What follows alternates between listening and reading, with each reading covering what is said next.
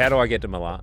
Isaac Smith is walking at Australian Fashion Week 2026. No one knew what I was meant to be doing. I probably stripped down way too quickly. It was time to call in the big guns. Montana Cox, welcome to No Utes in the Valet. When I walk out on the runway, something kind of takes over me and I turn into like a bit of a beast. Worst case, your pants fall down, you have a little trip or you walk the wrong way. Like I was once had really bad food poisoning on a set and I was in South Africa. And then I think I ended up needing to fart and I shat myself. I think I can hold my bowels for the 30 seconds that I'm on the runway. Okay, we're back for episode 4, season 2 of No Utes in the Valet, and the camera angles are obstructed for those watching because, drum roll, I have broken my leg. So let's just start the episode off with the elephant in the room, which is this big cast. Well, I think it's a good thing. Builds resilience. Well, mate, you've broken more bones than anybody I know, and this is the first broken bone that I've had. But I tell you what, I broke it on Saturday night. We're sitting here recording on a Thursday. I was at a cocktail party, and a floor mirror actually fell on my leg and crushed my ankle. Talk to me how big this mirror must be. So, as tall as the studio ceiling, 3 meters. Sounds like rich people problems. 3 meters. It feels like if it's a cheap mirror, it breaks. Well, do you know what? The mirror didn't break, and I actually took that as a good omen because I was like, if a mirror breaks, it's like 7 years bad luck, right? I don't know. Yeah, it is. So the only thing that I'm actually dealing with here is this broken ankle. But I did have surgery. I had emergency surgery on the weekend. I've got 2 weeks in this cast, and then I've got 4 weeks in a moon boot, things that I know that you're familiar with, and I'll be back, hopefully, dancing on tables in 6 weeks' time. Plates and screws, or just screws? Just screws. 2 titanium, 2 stainless steel. And how many breaks? 2 breaks. I had the break in the ankle and... Snap fibula. Correct. Yeah. Was that the bone on the outside? Yeah. Yeah, anyway. That's the boring stuff over. That's the housekeeping over. The elephant has well and truly been acknowledged. How are you? What's going on? Good. What's going on? No, What's going on in your world? It's been interesting. You obviously know that I'm a keen runner. We met through running, but the London Marathon was run. You're putting salt in the wound here. So a couple of weeks ago, the London Marathon was run, and obviously you won't be doing it at the moment. How long do you think until I can probably run again? Come on, as an athlete who's broken a lot of bones. Well, once you get a moon boot, you want to start loading. Bones actually respond better to load than just pure resting. So what you want to do is get moving on it. How long until you start running? I don't know, 6 to 10 weeks, you might start getting into a slow jog. What, 6 weeks? I'll be running? Well, yeah. Okay, I mean, you seem like... Well, because you're not going to be running 4-minute Ks, but you'll start to load it and start to get going. I'm not sure if I want you as my physio, because you can be quite a hard marker, but that's optimistic. But anyway, London Marathon. Bones react better to brutality than what they do to nursing them. So your poor children. Actually, Emmett broke his arm, my 3-year-old. Oh, did he? He was on the wood heap and fell over, and he went 2 days without going to the hospital. Oh, shit. Well, I'll call him and ask for some notes. Anyway, you were saying London Marathon. Yeah, London Marathon. We've broken the 2-hour barrier. What was the record? What was the record before that? We've both run marathons, just over 2 hours. And unbelievable when you think about it. Kipchoge, who tried to break the record in 2019, but he was paced into it and his fluid intake wasn't to the level that it has to be to actually legally break the marathon barrier. And it's funny, I've done a little bit of research on it this week, and to me it sounds like an Adidas v Nike thing. So Kipchoge, it's a tough name to say, he's a Nike guy, and it was all funded by Nike for him to break the 2-hour barrier. And Sebastian Shaw, however you want to pronounce it, he broke it, but he's an Adidas athlete. I've seen all this stuff, and I'm obviously looking from the fashion perspective because Adidas launched a new shoe. Yeah, Adidas and I know that Zero. You ran the Big 5 marathon that we did together. You ran in Adidas because obviously you're still actually an Adidas athlete and were throughout your footy career. And then I ran the Melbourne Marathon in Adidas. So I'm obviously leaning towards him being like, Addy is where it's at. And I love Addy Zeros. Not that I'm going to be wearing them anytime soon. But do you know what? Maybe they'll be my recovery shoe, a nice comfy pair of Addy Zeros. But you know the fascinating thing? So I said the Adidas Nike. So there was a guy that came second and he broke the 2-hour barrier as well. And he was wearing what, Addy or Nike? I'm not sure what he was wearing. And his name is, I've written it down because it's Umif Kijichar or something. I'm not sure how to pronounce it. Great on these athletes' names. That's tough. That's proper African, and I'm not fluent in Afrikaans. But the amazing thing is, I feel like he's going to be the Andy Murray of marathon running. So what's that? Annoying and whinging? No, the guy that just misses out on everything because he had to compete against Federer and Nadal, He's just not and quite Joker. there. Well, he is. He's broken the 2-hour barrier, and this has been trying to be people have tried to break this for 20 years, and it's one of the greatest human feats. I reckon it's better than going under 10 seconds. Well, a lot better. It'd be like, I reckon, going close to 9 seconds. I mean, to be honest, under it's 9 actually, seconds. It's madness to think that, like, also... Well, I've got a little stat for you. Go. So we used to run the 2.2K time trial at Hawthorn for our pre-season running to do testing, and I'm pretty sure my best time was 6 minutes 15. This Sebastian... You're quick, by the way. For those who don't know stats, and I'm not great at 6 stats, minutes but you 15, are quick. That's under 3-minute K, so it's That's good insanely quick. It's good moving. And this isn't about me, but I'm just trying to put it in perspective that I can move, and I went at 6:15. This Sebastian Sawe, he went, his last 2.2 kilometres was done in 5 minutes and 51 seconds. The last two? Yeah. When you're absolutely gassed? Absolutely gassed. So he's 40 to 42.2 Ks, or 40 to 41.95 or something, so 5 metres short of 42.2. He's done it in 5 minutes, 51 seconds, which is just out of this world. I will say something to this, and obviously you would have had this experience in your career, right? So there's something about when you're pushing yourself physically to the limit that psychology comes in and plays that last part of it. And I've obviously never competed at any sort of superior level in any sport, let's be honest. But like, I do like to challenge myself, whether I'm like exercising or running the Big 5 marathon or at the gym or whatever. And I don't know what it was, like even when I ran that marathon in the desert with you, like when you know it's like that last 400 or 500 meters, something just comes over you to really like have that resilience, push, do your best, and like give it that last piece of energy that's in the tank. And I remember falling across the finish line and just feeling the most unbelievable sense of accomplishment because I didn't leave anything out there. I remember when I used to start training quite like early days when I was like getting into exercise, which was definitely later than most people that I knew. And Jacinta Franklin, mutual friend of ours, she always used to say to me, the easiest way to exercise and to push yourself to the limit is to split your training in half. And I was always like, what does that mean? Because I used to count, say, you know, it was a 4 kilometer run. Let's just start low. And I'd always be like, kilometer 3.5. And she's like, no, count to 2 and then count down from 2. So you've already reached the summit halfway through any exercise practice that you're doing. And the other side of that practice is just coming down the hill.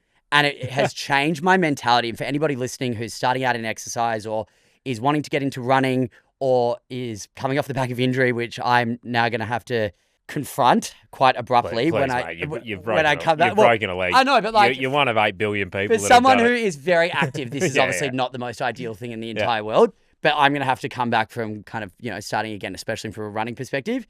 And so for anyone listening, I'm not the sportsman on the podcast, but, you know, splitting that kind of the challenge in half and reaching the summit halfway through, Jacinta Franklin, thank you for that advice. It's always helped me. Well, it's funny how you say it's psychological because, like, running a marathon, it's psychological, but imagine his body, like the physiological state that he's in after 40K. Fucked. Running at 250 Ks for 40 Ks, like physiologically, he'd be absolutely cooked. But what's been happening in your world? Okay, well, anyway, so that's it. So I've broken my leg.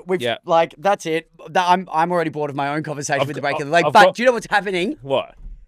We're picking up off the back of last week because you... Yeah, I got one more thing before you jump into it. I'm trying to get this, I'm champing at the bit. Something popped up in my feed just before we're going. He's avoiding the inevitable, listeners and viewers, by the way. He's avoiding the inevitable because the moment I make this announcement, there's no turning back for him. And he's shitting himself. I can smell him from here. So... I'm frightfully jealous because these painkillers have got me backed up. Well, the one thing you got to do post-surgery is make sure you have a lot of prune juice and a lot of laxatives. Okay, so I hope you're doing this. But the one thing that fell into my feed just before this was Australia. So for many years, F1 was the season opener. For the last 2 years, it's been the season opener in Australia, which is all big for the fashion world and socialites and all that jazz. Mm-hmm. But it's not going to be the season opener next year. And you want to know why? I want to give you 2 guesses why it's not going to be the season opener. F1? Yeah, in Australia. Is it something to do with the fact that they had to cancel 2 rounds because of the wars this year? No. Anything else? Is something else popped in your mind? Something else has come up earlier on the calendar. No. So I didn't realise this, but the reason that Australia got the last 2 season openers is because usually they'll open in the Middle East because I'm guessing the Saudi dollar and that is just too good to refuse, or Middle Eastern dollar. But it's because they had Ramadan.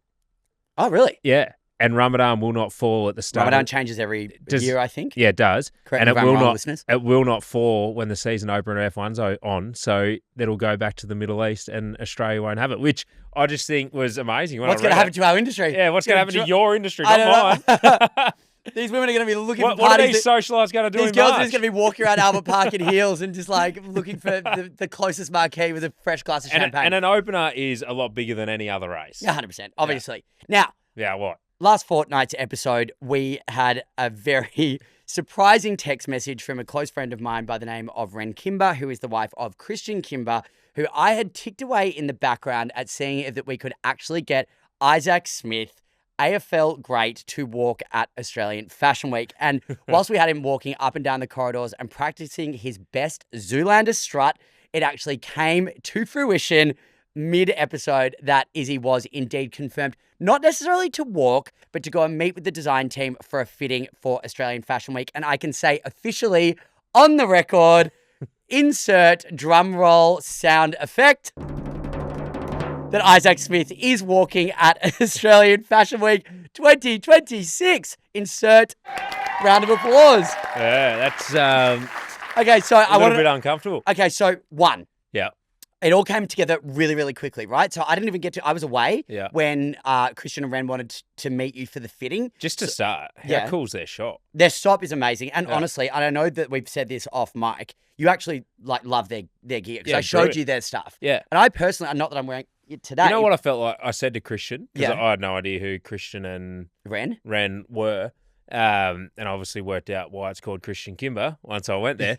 But I said to Christian, I said, I feel like I've walked into the shop, the tailor shop that they have at in the Kingsman, the movie. He would love that. And he said, well, that's the vibe we're going for. You I obviously said, it's learned unbelievable. that he is English. Yeah. Ren's Australian, he's English. So he's they're from the south. He's from South, down correct? near Brighton. Classic I think. you. You obviously Yeah. chewed his ear off for Yeah, I 45 did. minutes Yeah, before he we tried got on any clothes. He's got kids. Two He now, kids. he now lives in Jordan Lewis's old house. They bought it off No him. way. Yeah. See, look, synergies all around. The Yeah. world is smaller than we think. So anyway, so you went in and I was away at the time and it all happened really quickly. So I haven't actually had an opportunity to talk to you about the fitting experience because that is obviously something that you have never done before. Yeah. One, were you nervous? And two, what was it like? Floor's yours. Nervous. I walked into your world.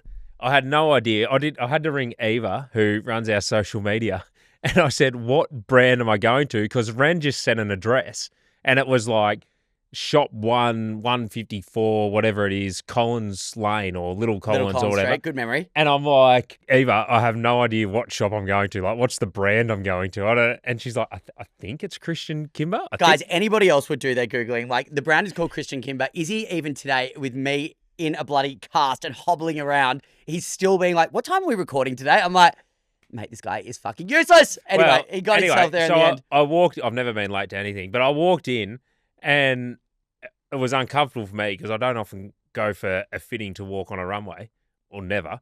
And I've walked in and one of the shop assistants said, what's your name? And I said, Isaac. And he's like, do you have a booking here? I said, I think so. I got told to be here at 1 o'clock. You're like, look at me. I'm a model. And he goes, I can't see anything. So then I went back outside and I'm calling you and you're not answering. And then I'm calling Ren and she's flying home from Noosa with the kids on school holidays. Oh, that's right. It was the middle of school holidays. Yeah. And I'm like, oh my God, what is going on here? One, I felt that uncomfortable. Two, no one knew what I was meant to be doing. And I finally got onto Ren and she said, Christian should be in there, knows what you're doing. He'll fit you out. Walk back in. Everyone knows what's going on. They've got appointments. They're fitting people out for weddings. And here I am rolling in. Okay, so strip down to your undies. Yeah. You're throwing it on different... I probably stripped down way too quickly as well. I was going to say, the only person that wouldn't feel uncomfortable about walking around in their undies is you because you're like practically a nudist. I've seen you in your undies more times than I care to admit. And I'm not sure that's a good thing. no, for me. Exactly right, mate.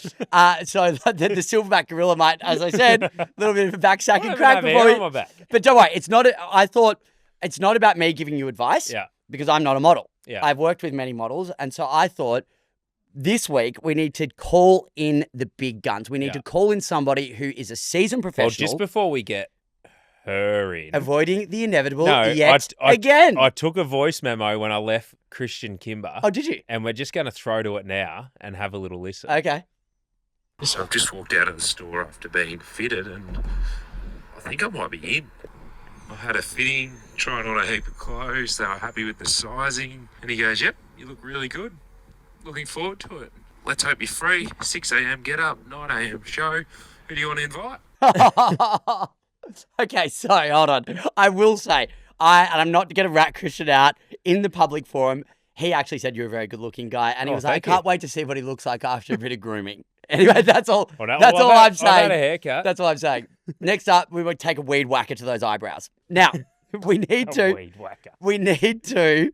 So, as I said, I'm not a model. Yeah. But I think it's time to call in the big guns. You need some advice. You're walking at Australian Fashion Week, Yep. which is arguably the biggest fashion event Yep. on our calendar here in this great country. And so I wanted to call in a very dear friend of mine who is a seasoned professional when it comes to all things modeling. Yep. Not only has she been the face of global and local fashion brands, she's walked on more runways than we've had hot dinners combined. And she was also the winner of Australia's Next Top Model Season 7. So if you want a pro that's done it all. Just before you throw to it, I will have.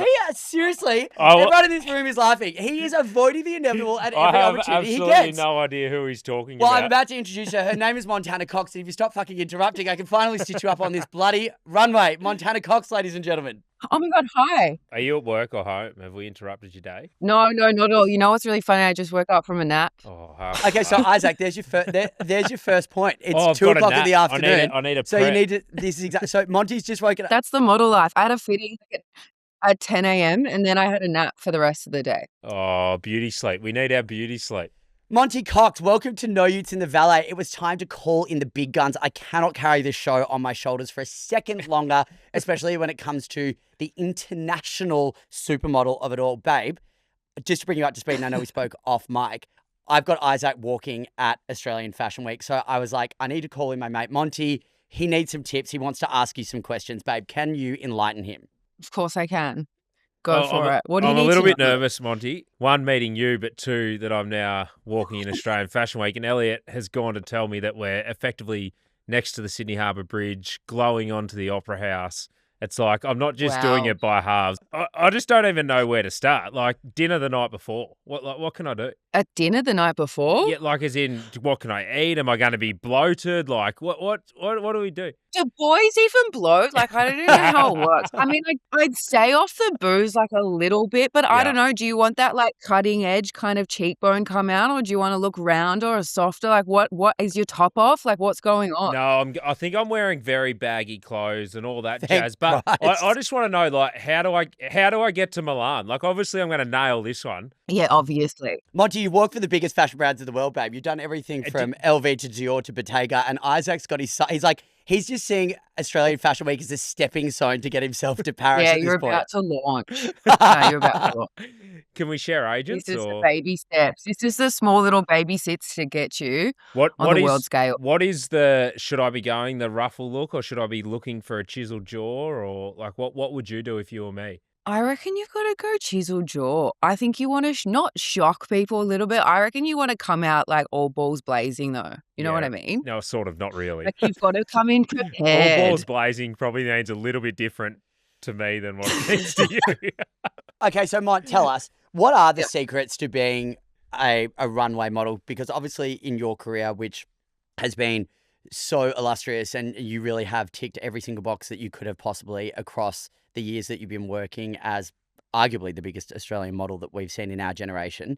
What is it about runway that is different in comparison to, say, showing up to a photo shoot and bringing a bit of personality? What has Isaac got to embody? This is the thing about runway. It's like you can kind of portray anyone out there. Like I'm quite a like funny, very like awkward person. But when I walk out on the runway, something kind of takes over me and I turn into like a bit of a beast. Like I feel like if you're confident enough in like what you're doing and people see that and you walk strong, confident, like people will see you in like a different light. I'm actually getting a little bit nervous. My heart rate's going I'm up. a little bit excited. How does he find the inner beast? Do you what do you do? Do you pump yourself up with music? Do you embody someone that you've seen on like a movie? Like I've seen you walk and it is so fucking sickening, but I'm like, I'm worried that Izzy's not going to be able to find that inner beast, and he's going to piss himself laughing halfway down the thing. Well, what would you do like when you used to like play a game? I feel like you got to just get your head in the game, like pep up with a bit of music, get really excited, and also like when you're walking, just like don't think about anything. You've got to just look in that pit of photographers and you just like launch at them. But also when you're walking, you kind of have to like just keep an eye on something. Look like just above Everyone's the cameras. So your eyes aren't like low down. Look at and pick a spin, like a spot, and you just walk. And just think that everyone thinks that you're super hot. Oh my God, I want to do it now. I've never quite walked around thinking that I'm super hot. But Well, you know what? Your time is now. Your time is now. Okay, Monty, what about pacing? Because I know that recently you were walking a show that I was at and you and I had a bit of a laugh after because the pacing was fucked and you were like, because you power walk, Izzy's obviously not going to be opening or closing the show, let's be honest. So hang on. Tell him, well, I'm sorry, mate. You're not in Milan yet. So I think you need a bit of advice about his pacing. Yeah, don't get too excited. You've got work to do. Exactly. So I don't want to. How does he pace himself? Because I know that's super important on the runway as well. It's like, where are you opening? I reckon he's in the guts of it, babe. No, I reckon he's in the guts of it. Christian will. What's better, opening or closing? I like to open and close if it's a possibility. Yeah, that's only when you're a superstar. Is I feel like honestly, opening show is probably the big one because closing you're still at the end and it's kind of cool, but yeah, I reckon Christian and Ren will have me opening.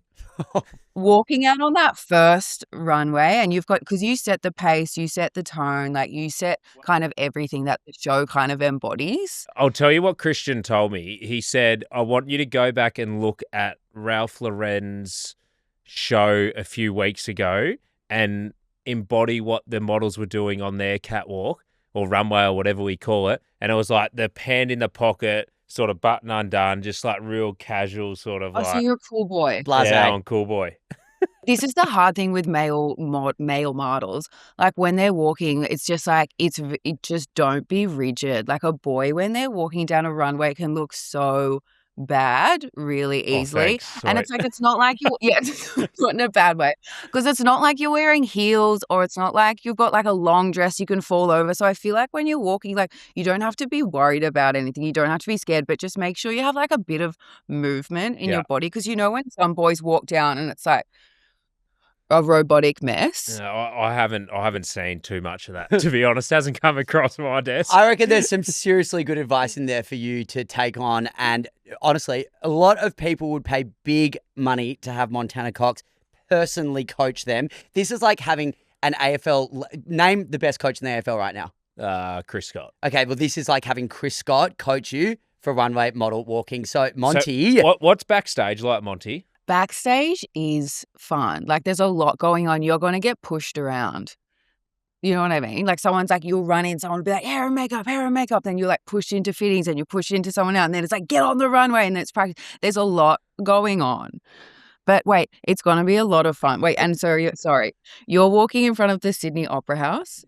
Yeah. Monty, do you want to come sit front row with me? Maybe I come before and I'll give you like a couple of little like tips and tricks. Oh my God, 100%, 100%. We'll get you backstage. I think I need to watch it in the flesh. This is a big deal for you.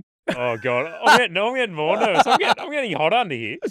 Monty, just before we let you go, I want to ask, just so he's fully prepped, what would be the worst case scenario for Isaac? Has this made it worse? Has this made it made it better way or worse. Actually, I can see he's got like little beads of sweat just got pooling on his brow. Coming? What's the worst case scenario for Izzy? What is the worst possible scenario here? Oh, worst case. You know what? There's not a lot. Like, worst case, your pants fall down, you have a little trip or you walk the wrong way. Like, there's not, I think you're going to do really well. You just got to put one foot in front of the other. And if you can't do that, then you got problems. Pants staying up would be ideal. Yeah, exactly right. Or it could be a bit of a part of the show. No, you might really want to make it's like a peep show. It's like dinner and a show. And that might be your step towards Milan. That could be like a pivoting moment. Or OnlyFans, either way. Yeah, that could be like, you know what? That's your introduction to OnlyFans. Both quite profitable, so like, it doesn't matter. Do we probably make more money out of OnlyFans? Yeah, exactly right. Actually, I might cut your strides halfway down and do us both a favour. Okay, Monty, before you go, we've got you on the pod, which is such a privilege. What are some of the biggest highlights that you've had in your career since, obviously, winning Australia's Next Top Model Season 7 and the model that you are today? There's a lot of space between. What are some highlights for you that have really been some core memories throughout your career? I think it was like all of those big moments, honestly, when you've been overseas and you've been doing those like big fashion show moments and like you meet like the big ateliers and you're like working around and like Karl Lagerfeld sitting there with his little cat and like he's just like perfect, beautiful. It's just like those little things that you're like, whoa, what is this like crazy life? I think those are the real like kind of touch. And even when you're doing it when you're younger, you don't realize like what's going on. And now I look back on it, I'm like, whoa, I've done some really like cool things and some really cool shows in New York. Find yourself in like really crazy places. But I don't know, that was probably my favorite part of my career, I think, was like being in Paris and doing all those fun shows and meeting a lot of cool people. But I don't know, that's probably my highlights. What's the worst story, most horrible thing that's happened to you on a runway or in modeling or? Oh, I don't know if I can say it. Yeah, you can. I was once like had really bad food poisoning on a set, and I was in South Africa. And I was wearing this like long grey dress. No. This is really bad. I can see it in her face. I'm like, okay, anyway. So I'm in this like long grey dress, and it was like with some German clients, and they're like, everybody stay really super close because like we're in a pretty dangerous part of South Africa. And I was like, okay. So I was out there and I was like, oh, I think I've got really bad food poisoning. And then I think I ended up needing to fart, and I shat myself. And I didn't know what to do because I just started running. And they're all like, no, what are you doing? And I just running in the most dangerous part of South Africa. They're all running after me. That was probably the worst. But I could have worse. That is worst case scenario. Yeah, oh my God. That was worst case scenario. So as long as you're on the runway and you don't shoot yourself. Yeah, it's totally fine. Oh my God. Well, the one thing that I just so love about you, Monty, and we've known each other for so long now, is that, holy shit, mate, the best thing about you have walked every fucking global fashion week, every runway, you've had every cover, whatever it is, and you've always stayed true to you. And that is what makes you the best fucking person to be around and such a great ambassador for our industry. We love you. Yeah, woo! Love you, Mon. Thanks for coming on, love babe. You. Well, hopefully we see you in Sydney. Oh, yeah, well, we'll see you at the show. Yeah, I'll see you at the show. That is the funniest story. I am, one, a little bit nervous, but two, I'm not nervous at all because I think I can hold my bowels for the 30 seconds that I'm on the runway. Mate, if there's one person who is going to go and do some heavy lifting for you, it's me. I'm going to Woolies and getting some of those adult diapers because with you, I just never, ever know. Well, she said make a scene. That's how you get noticed. You want to be memorable. And you know what? You've just said you've got her now coming to coach you backstage, mate. So we've gone from fitting to coaching. You've got the Chris Scott of modeling, bringing it all together for you, and then she's going to be there with you on the day to make sure that you actually get it right. Actually, genuinely excited. I won't hold her to it. Nervous, but excited. Well, there you go. Yeah. Key takeaways? Just think it's a game of footy for the 30 seconds a minute that you're on the runway and just embrace it. Bang. She said, think you're hot out there. So I don't know how to do that. I've never walked around thinking I'm hot, but I'll try. Alrighty, mate. Only time is going to tell. We'll see you on the runway at the Christian Kimber Fashion Show at Australian Fashion Week. This week, our seen, heard, and read, and all of our DMs being answered on @No Utes in the Valet on our socials. We'll leave it at Monty. And if you're just tuning in, two unlikely mates, celebrity stylist Elliot Garno and Norm Smith medalist Isaac Smith are here to tell you what is what. Hey, no Utes in the Valet.